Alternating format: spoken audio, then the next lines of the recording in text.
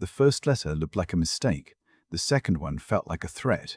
By the time I found my warehouse doors hanging open at 6 in the morning, with sawdust in the rainwater and one ugly sentence sprayed across my office wall, I understood that the people across the road were not asking anymore. They were taking.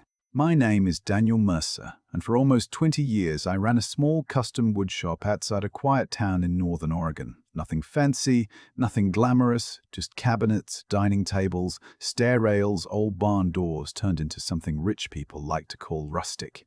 And if I am being honest, I loved that place more than I probably should have. I bought that strip of land back when nobody wanted it, when it was just gravel, weeds, a drainage ditch, and a view of the highway. And I built Mercer Ridge Woodworks from the ground up with my brother Owen. 2 used table saws, 1 dented delivery truck, and a bank loan that made my stomach hurt every time I opened the mail. For years, there was nothing around us except a tire warehouse, a feed store, and a field where deer wandered through in the evenings like they owned the tax records. Then sometime around 2012, developers discovered the area, and suddenly the empty land across the road became Laurel Glen Estates, a gated neighborhood with stone signs, fake waterfalls, matching mailboxes, and lawns so green they looked like they'd been raised in a laboratory. I did not care. Good for them, honestly. People want nice houses, I understand that. I made cabinets for half of them before they moved in, and a few of those early homeowners were decent people, the kind who would wave when they drove past, bring their kids into the shop to see how a slab of walnut became a table, ask if the planer noise was always that loud, and laugh when I said only when I was awake. Then the neighborhood board formed, and everything changed. Not overnight, but slowly, the way mold spreads behind drywall, quiet at first, then all at once you realize the whole wall is soft. The Laurel Glen Property Council started sending polite little notices to their own residents about trash cans, driveway oil stains, porch colors, holiday decorations, that kind of thing. And I remember joking with Owen that I was grateful our shop sat on the other side of the road, because if someone ever told me my loading dock clashed with their seasonal wreath policy, I might retire to a cave. He laughed, I laughed, and then about 6 months later, I opened an envelope with a gold-embossed logo at the top and a balance due of $6,840. At first I thought it was meant for someone else. The letter said Mercer Ridge Woodworks was in violation of community appearance standards, including improper fencing, visible industrial equipment, unapproved signage, exterior storage, and failure to contribute to common area maintenance. It said the fines had been accumulating for months, and unless I paid within 30 days, the council would pursue collection, legal remedies, and access enforcement. Access enforcement. I read that phrase 3 times, standing in the doorway of my office with my coffee going cold in my hand, and I remember thinking, access to what exactly? My forklift? My scrap bin? My life? I called the number at the bottom, still calm, because I have learned over the years that paperwork mistakes happen, and most problems get worse when you start by yelling. A woman answered. Her name was Marlene Voss, and from the first breath she sounded like she had already decided I was wasting her time. I explained that my property was commercial, privately owned, and not part of Laurel Glen. I told her I bought the land before their neighborhood existed, before their stone sign, before their fake waterfall, before their board members started measuring grass with rulers. She was quiet for a second, then she said, Mr. Mercer, your building is within the visual impact zone of our community, and therefore subject to external compliance expectations. I actually looked at the phone. I said, Ma'am, I do not know what a visual impact zone is, but I know what my deed says, and your association is not on it. She sighed, not like a confused person, like a school principal disappointed in a slow child. She said the council had reviewed the matter, that several residents had complained about the appearance of my property, that my business lowered neighborhood appeal, and that if I cooperated now, they might be willing to reduce some of the fines. That was the moment my patience started to crack, not because of the money, though $6,000 is not pocket change to a small business, but because of the tone, that smooth little tone people use when they are robbing you with stationery instead of a ski mask. I told her I would send documentation, and she said, You can send whatever you like, but the amount remains due.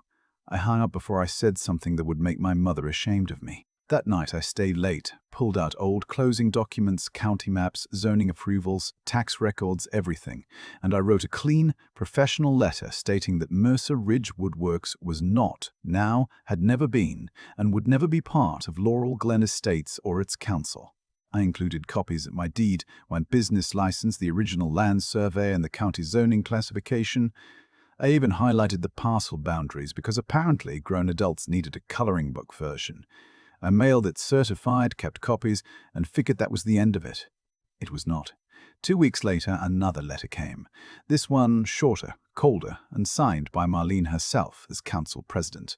It said, my refusal to comply had been noted, my penalties had increased, and an inspection would be scheduled.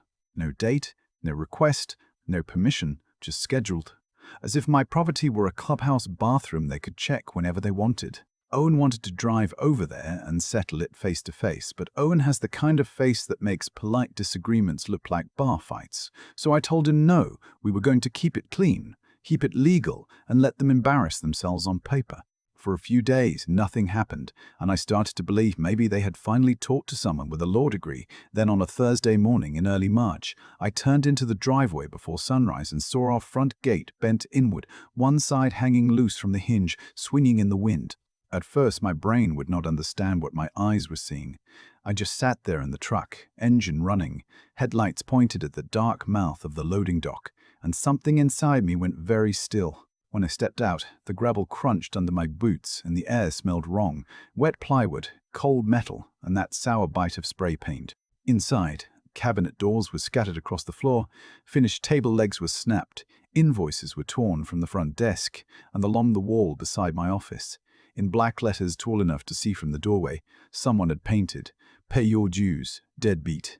I stood there staring at it, and for a second I did not feel angry. I felt embarrassed, which sounds strange, but it is true. I felt like someone had walked into my home and laughed at everything I had built. Every late night, every payroll I barely made, every Christmas Eve I spent sanding countertops because a client needed them by morning. Then the anger came, hot and clean, and I called the police with my hand shaking so hard I had to press the phone against the workbench. The officer who showed up was named Ruiz, older guy, calm eyes, the kind of cop who had seen enough stupid behavior that nothing surprised him anymore. He took photos, wrote notes, asked about enemies, unpaid debts, fired employees, and when I mentioned Laurel Glen, his pen stopped moving for half a second. He looked up and said, "The neighborhood across the road." I said, "Yeah." He said, "You are not the first business to say their name this month." That sentence landed harder than anything else that morning. It meant this was not confusion. It meant this was a pattern.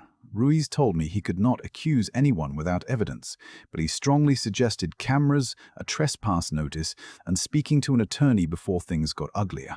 I looked back at the wall, at those stupid black letters bleeding down through the paint, and I said, "Officer, I think ugly is already here." By lunch, I had ordered cameras, motion lights, and a new gate system.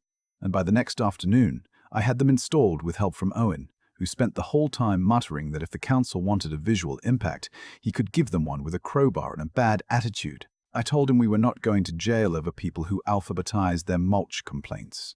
He said that was the first good argument I had made all week. The cameras went live at 5:42 p.m. on Friday. At 9:16 Saturday morning, my phone buzzed while I was at home making pancakes for my daughter, and there on the screen were 3 people in expensive jackets walking through my side lot like they were touring a house they planned to buy. One of them was Marlene Voss. I recognized her from the council website, silver hair tucked under a cream-colored scarf, clipboard in hand, chin lifted like the entire world was a restaurant disappointing her. She tried the side door. Another man cupped his hands to the window. The third one photographed my equipment yard. I drove there in 12 minutes, maybe 10. I will not swear to it, and when I pulled in, Marlene did not look startled. She looked irritated, as if I had interrupted her while she was trespassing. I stepped out and said, "You need to leave." She smiled without warmth and said, "Mr. Mercer, we are conducting an exterior compliance inspection." I said, "No, you are standing on private commercial property without permission." She tapped her clipboard and said, "This could be much easier if you stopped being hostile." I laughed once, not because it was funny, but because if I had not laughed, I might have started yelling.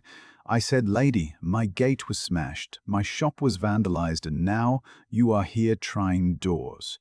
Do not confuse my restraint with permission." Her face changed then, just a flicker, but I saw it. Behind all that polished authority, she was not used to being told no. She leaned closer and said, "You should think carefully before you make enemies of an entire community." And that was when I realized this was not about dues. Not really. It was about control. It was about a group of people who'd bought pretty houses and decided the whole horizon belonged to them. I took one step back, raised my phone so she could see I was recording, and said, "Good," because I was just about to tell the police the same thing. The funny thing about holding up a phone is that some people suddenly remember they have manners, and some people suddenly prove they never had any to begin with. Marlene Voss stared at my phone like it had insulted her bloodline. Then she gave me that tight little smile again and said, "You are escalating this unnecessarily, Mr. Mercer." I said, "No, Marlene, escalation was when somebody broke into my shop and painted insults on my wall. This is documentation." The man beside her, a tall guy with a red golf shirt under a navy jacket, stepped forward and told me I should watch my tone. I looked at him, then at the camera mounted under the eave above his head, then back at him, and I said, "You should watch where you stand." That shut him up for about 3 seconds, which, for a man like that, probably felt like a medical emergency. "I remember that line more than anything else," she said, "because it was not a legal argument, it was not a misunderstanding, it was a threat dressed in perfume and pearls." I drove straight from the shop to a small law office in town, the kind with faded blinds, old coffee, and a receptionist who looked like she had watched every local bully eventually come crawling through the door. The attorney, Sandra Keene, was maybe 5 feet tall, calm as a church bell, and she listened without interrupting while I laid everything out: the letters, the fines, the break-in, Officer Ruiz, the inspection, the recording. When I finished, she took off her glasses and said, "Daniel, I am going to give you some good news and some bad news. The good news is they have no legal authority over your property based on what you have shown me. The bad news is people like this usually know that, and they are counting on you being too tired, too scared, or too broke to fight them." That sentence hit me in a place I did not expect. Because the truth was, I was tired. I had payroll due Friday. I had 2 restaurant jobs behind schedule because of the damage. My daughter had a school concert that night, and I had missed enough of those over the years to know guilt has a way of sitting beside you in the truck like a real person. Part of me wanted to write a check just to make the noise stop, and I hated myself a little for even thinking it. Sandra must have seen it on my face because she leaned forward and said, "Bullies love exhausted people. Do not make their favorite mistake for them." By the end of that meeting, we had a plan. First, Sandra sent a formal cease and desist letter to the Laurel Glen Property Council, warning them that any attempt to enter my land, collect unauthorized fees, or contact my vendors would be treated as harassment and interference with business. Second, we filed for a temporary restraining order against the council officers who had come onto my property. Third, we prepared a civil claim for damages. Not just the gate in the wall and the destroyed inventory, but the lost production time, the security upgrades, the legal costs, every dollar their little crusade had dragged out of my pocket. I thought that would scare them into silence. Instead, it made them louder. The next week, Laurel Glen residents started leaving 1-star reviews on my business page. People I had never met calling my shop an eyesore, a nuisance, a safety hazard. One woman saying her golden retriever became anxious when delivery trucks drove by, which, I will admit, was a new frontier in emotional damages. A retired dentist named Glenn Whitaker posted pictures of my dust collector from across the road and wrote, "This industrial blight does not belong beside a family community." I had to laugh at that one, because the family community was built beside me, not the other way around. Still, laughter did not fix the phone calls. A cabinet client in Portland asked if my business was in some kind of legal trouble. A restaurant owner delayed a deposit. My foreman, Luis, pulled me aside one afternoon and asked if we should be worried about layoffs. That was the part that finally turned the whole thing from personal anger into something colder. It was one thing to come after me. It was another thing to scare the people who depended on that shop to feed their kids. I told Luis nobody was losing their job because a neighborhood board wanted prettier scenery, and the words came out steady. But when he walked away, I stood in the finishing room for a long minute, smelling lacquer and cedar, trying to calm the shaking in my hands. Sandra told me not to respond online, not yet, but to save everything. So I did. Screenshots, voicemails, letters, security footage, timestamps, names, every little breadcrumb of arrogance they dropped behind them. Then came the mistake that cracked the whole thing open. One rainy Tuesday, a delivery driver from a hardware supplier called me from the road and said there were 2 people standing outside my gate, telling him he could not deliver unless he checked in with the council. I thought he was joking. He was not. I opened the security app and there they were, Glenn, the retired dentist, and a younger woman I later learned was the council secretary, holding umbrellas and blocking the entrance like volunteer border patrol for suburban aesthetics. The driver had his hazard lights on, traffic was backing up behind him, and Glenn was waving a laminated paper at him as if the man were trying to smuggle plutonium instead of hinges and drawer slides.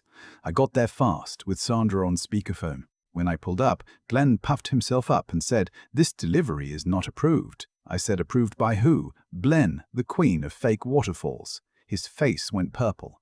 The secretary said they were enforcing temporary visual nuisance restrictions pending resolution. Sandra from my phone speaker said clearly, "This is attorney Sandra Keene. You were interfering with lawful commercial activity on private property. Move away from the entrance immediately." Glenn looked confused because bullies hate disembodied lawyers even more than regular ones. He said, "We are acting on behalf of the community." Sandra said, "Then the community can be named in the complaint too. That did it." They moved, the truck rolled in, and my cameras caught every second. 2 days later, we were in county court for the restraining order hearing. I wore my only good suit, the one I usually save for funerals and bank meetings, and Marlene arrived with 3 board members, a lawyer who looked like he had been hired in a panic, and an expression that said she expected the room to recognize her importance. The judge, a woman named Patricia Hall, did not seem impressed by anyone, which immediately made her my favorite person in the building. Marlene's attorney tried to make it sound like a neighborly dispute, a disagreement over appearance standards, a community trying to protect residential value from an uncooperative commercial owner. Sandra let him talk. She sat there with her hands folded, face blank, while he used phrases like shared visual corridor, adjacent impact responsibility, and informal compliance framework. Then Sandra stood up and laid out the deed. The zoning, the county maps, the letters demanding money, the police report, the photographs of the vandalism, the footage of Marlene trying my side door, and finally, the video of Glenn blocking my delivery truck. She did not raise her voice once. She did not need to. Every piece of evidence made the room smaller for them. Judge Hall watched the footage twice. On the second viewing, she paused when Marlene appeared on screen with her clipboard and asked, "Ms. Voss, did you have written permission to enter Mr. Mercer's property that day?" Marlene said, "We believed we had a duty to inspect." The judge said, "That was not my question." The room went so quiet I could hear the old clock over the clerk's desk clicking like it was enjoying itself. Marlene swallowed and said, "No, Your Honor." Judge Hall granted the temporary order and warned the board that any further entry, intimidation, fee demand, or interference could expose them to sanctions. I should have felt relieved, and I did, a little. But mostly I felt the strange heaviness that comes after you win a round and realize the fight is not over. Outside the courthouse, Marlene was waiting near the steps, her scarf tight around her neck, rain beading on her coat. She looked at me and said, "This could have been handled privately." I said, "It was private until you broke into my life." Her eyes hardened. She said, "You have no idea how many people want you gone." And maybe she expected that to scare me. Maybe a month earlier it would have, but by then I had seen enough. I looked past her at the grey parking lot, at Owen leaning against my truck with his arms crossed, at Sandra opening her umbrella like she had all the time in the world, and I said, "Then they should have bought my land before I did." Marlene walked away without another word, but the real war started the next morning when her attorney filed a counterclaim saying my business was creating a public nuisance, reducing property values, and causing emotional distress to the Laurel Glen residents. Emotional distress from a wood shop that had been there before their cul-de-sacs had names. I read the papers in my office under the fresh coat of paint covering the graffiti, and for the first time in weeks, I smiled. Because if they wanted to drag every ugly little detail into court, if they wanted discovery, depositions, emails, meeting notes, financial records, resident complaints, all of it, then fine. We would open every drawer. And people like Marlene always forget one thing about drawers. Sometimes what falls out is not what they meant to show. By the time discovery started, I had stopped thinking of Laurel Glen as a neighborhood board and started thinking of them as a badly run little kingdom, the kind with no army, no laws, and one queen holding a clipboard like a sword. Sandra warned me that court cases are not like movies. Nobody bursts through the door with a smoking gun at the perfect moment.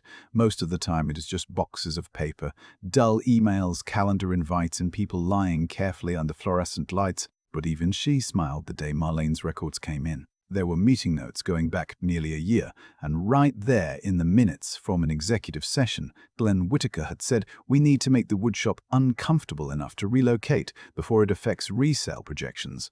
Another board member had written, "We cannot legally assess him yet, but pressure may create compliance." Yes, that word sat there on the page like a thumbprint. They knew. They had known from the beginning they had no authority over my property. And they had tried anyway because they thought a small business owner with sawdust in his hair would rather pay than fight. Then came the emails. Marlene telling residents not to hire my company. Marlene encouraging complaints to the county. Marlene forwarding a message from a realtor who said, "My shop made the entrance road look less prestigious," with her reply underneath, "Then we remove the problem." I read that one 3 times, sitting alone in my office after everyone had gone home, while the shop settled around me with those little evening sounds old buildings make, pipes ticking, wood cooling, wind pressing against the bay doors. Remove the problem. Not talk to the neighbor, not find a compromise, not accept that they had built beside a commercial property. Just remove the problem. And for a minute, I did not feel victorious. I felt tired in a deeper way because there is something exhausting about realizing someone has turned your life into an obstacle on their vision board. The trial itself lasted 2 days, though in my memory it feels like one long breath I kept forgetting to release. Marlene took the stand in a navy dress and pearls, every inch the respectable community leader, and her lawyer tried to frame the whole thing as a misunderstanding driven by concern for safety and property values. He asked her whether she had ever intended to harm my business, and she put one hand over the other and said, "Absolutely not." Sandra stood up slowly, carrying a folder thin enough to look harmless, which I had learned was usually when she was most dangerous. She asked Marlene to read the sentence from the meeting minutes about making my shop uncomfortable enough to relocate. Marlene's mouth tightened. She said she did not recall that discussion clearly. Sandra asked her to read the email that said, "Then we remove the problem." Marlene said it was taken out of context. Judge Hall leaned forward and said, "Then provide the context." Marlene looked at her lawyer. Her lawyer looked at his notes. For the first time since I had met her, Marlene Voss had no polished sentence ready. Glenn did worse. He tried to say blocking my delivery truck was a safety measure, then Sandra played the video with his voice clearly saying, "He needs to learn we control this road now." The road for the record was public. The judge actually closed her eyes for a second, like she was asking heaven for patience. Officer Ruiz testified about the vandalism report and the previous complaints from other nearby businesses. Luis testified about lost work hours and delayed jobs. Owen, God bless him, was told by Sandra to answer only what was asked, and he managed about 90% of that, which I still consider a miracle. When the side tried to suggest maybe one of my own employees had vandalized the shop to make Laurel Glen look bad, Owen leaned into the microphone and said, "Sir, nobody who works for my brother would spell deadbeat that neatly." The courtroom laughed before the judge could stop it. Even Judge Hall had to press her lips together. By late afternoon on the second day, the air in that room had changed. You could feel it. The council members sat smaller. Their lawyer stopped saying community standards. Marlene stared straight ahead, face pale, jaw locked, like dignity was the last piece of property she could still claim. The judge ruled in my favor on the civil claims tied to interference, unauthorized entry, harassment, and damages. She awarded compensation for repairs, destroyed inventory, security costs, legal fees, and lost revenue. Then she addressed the counterclaim and dismissed it so cleanly it almost sounded surgical. She said a residential association could not purchase property beside an existing commercial operation and then attempt to regulate it into disappearance because the view no longer matched its marketing brochure. I will remember that sentence until I die. The punitive damages question was still hanging out there, and that, I think, was what finally scared them. 2 weeks later, Laurel Glen asked to settle. Sandra told me we could push harder, and part of me wanted to, the angry part, the part that had seen those black letters on my wall and wanted every person responsible publicly humiliated until their fake waterfall dried up from shame. But another part of me wanted my shop back. I wanted mornings that smelled like coffee and cedar instead of legal paper. I wanted my daughter to stop asking if the angry neighborhood people were going to come again. So we settled, but not softly. They paid 3 times the documented losses, issued a written acknowledgement that Mercer Ridge Woodworks was never subject to their counsel, agreed to stop all contact except through legal counsel, withdrew every complaint they had filed, and signed an order that made future trespass a contempt issue.